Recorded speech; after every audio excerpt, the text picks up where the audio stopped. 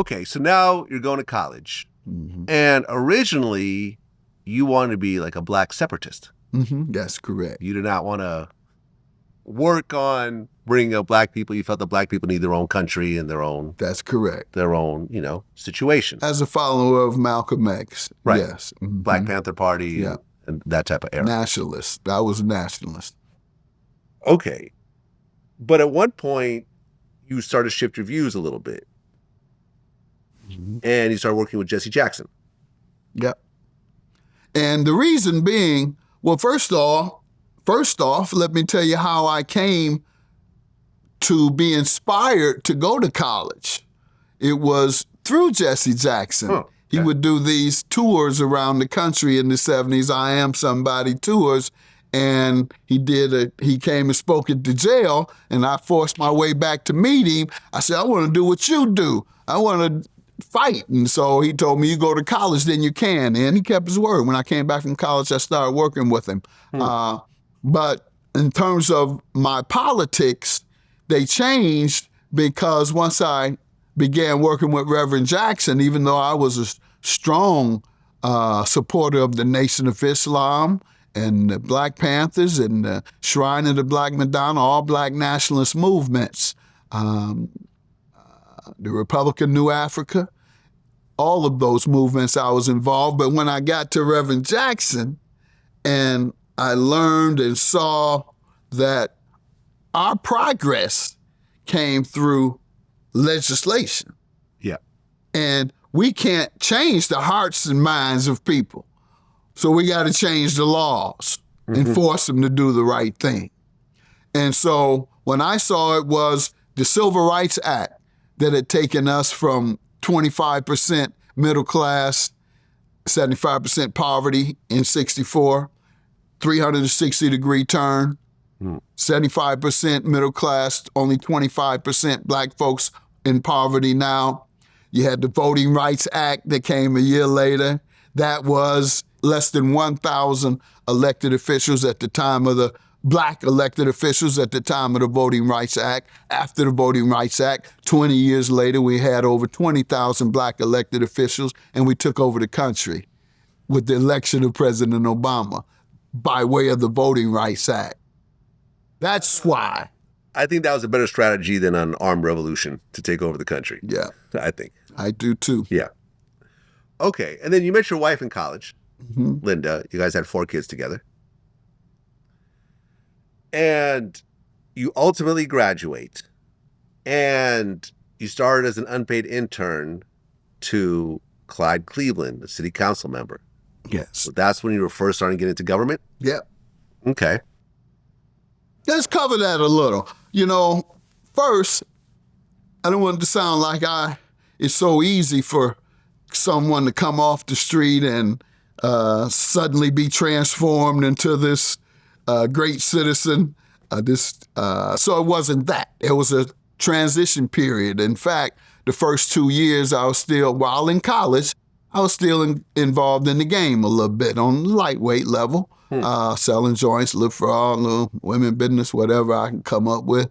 And so by the second year, I was still hustling on campus. And I met my wife. She was my girl. I didn't know her at that time, of course, flipping 3-car Molly on campus because I was flipping the Molly. I tell you, I was hustling my way through. And so she picked up the red card and didn't have no money now. So I went off on her, went crazy on her, cussed her out. Oh, she beat you at it? Huh? She beat you at the game? Yeah, okay. didn't have the money now. They said, his boy working with him. And so I cussed her out, but later I tracked her down, felt so bad that I started tracking her down around campus, and it got so bad, I got so desperate, I started pulling my bankroll out. Hey, baby, I'll take you shopping. But it was then that I transformed my life totally. In fact, she gave me the ultimatum because she was involved. She was with me on some of them scams, if you will. And so she gave me the ultimatum to stop it. In my third year, I left the streets and the game altogether, third year in college. So It was a transition period. Well, you graduated after like 4 years, right? Yes. And then you decided to go to law school. Yeah. So you had to take the LSAT. Yeah. You passed that, and you went to University of Detroit School of Law. Yep. Okay, so you were just full steam ahead. I'm going to become a lawyer. Yep. Did you think you could become a judge at one point, or being a lawyer was the only? No, being a lawyer, I wanted to be a lawyer who worked for social justice. Okay. You know, I was still there. So and I'm still there now. Yeah. Yeah, you want to be the next Jesse Jackson. Okay. Yeah. Okay, so, well, you actually didn't go to a regular law program. You took a night course. Well, I went to law school, a regular law school. No, but I'm saying it was a night course. Yeah. Mm-hmm. It took 4 years instead of 2 years. That's correct. So what, you were like working... 3. Instead of 3, okay, my bad. Instead of 3, meaning that what, you were working during the day? Yeah, working full-time in politics for the city council and the mayor and for Jesse Jackson. That's dope. I like that. So I was doing all that during the day. At school, at night, school you're taking, at night. Law classes. By the time I finished law school, I had already made a career for myself in politics because I wasn't sure if they were going to give me my license. All right, so let's get to that. So 1987, you graduate with a JD from University of Detroit Mercy. And then it was time for you to take the bar. Did you pass the bar on the first time? No. Second time. Second time. Mm-hmm. It's a tough thing to get through. Not everyone passes. So you pass the bar, but then there's a situation with your past criminal history. Now, I wasn't aware that becoming a lawyer and having a past criminal history are tied together. Oh, yeah. No, yeah. He won't admit you to the bar as a former criminal. Correct. So you're saying someone with a felony can't get a law license? If it's been expunged, and then it's their discretion. Huh. Okay, so you had a gun case. Mm-hmm. Was that the only case you had on your record? This is what happened. It had been expunged. So they minor. No, I wasn't at 17, tried as an adult. Okay, but listen, I remember catching some stupid, like, stealing case when I was a kid, when I was like maybe 14. And then when I turned 18, I got my record sealed, essentially. Correct. And what I'm saying, I guess, is that I was considered an adult. I was tried as an adult. Oh, so you couldn't get it sealed as a minor. To get it sealed from would be adult court. So you're stuck with it. Was it a felony?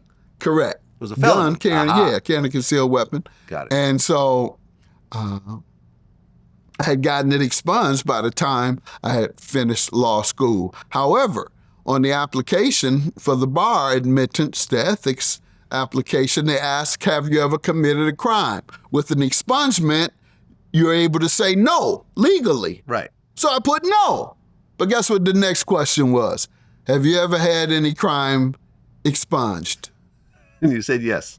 Of course I had to. Right. If so, explain. Then they had me write out every little thing I did as a kid. Now that they got me in that you committed a crime lane. And so I went 2.5 years trying to get my law license after passing the bar. Wow. Because of that. Because I went to committee after committee appeals, and they all turned me down. But I didn't go back to the hood. I didn't tell my boys to give me a package. That could have been real easy. I could have been rich in 6 months. I promise you. Right. Instead, I took or dead. Or dead. Let's not forget that part. Or in penitentiary. Or in jail. Or doing that. Rich is not the only option in that category. I love that. Let's just remember that. So instead, I fought back. I took my case to the Supreme Court, to the state of Michigan Supreme Court, and won. How did that feel? Feel like I had beat the system. I feel like I had really beat the system, the oppressor, a government. I felt that way. I felt like I had overcome being held down by the government and by the system. That's how I felt.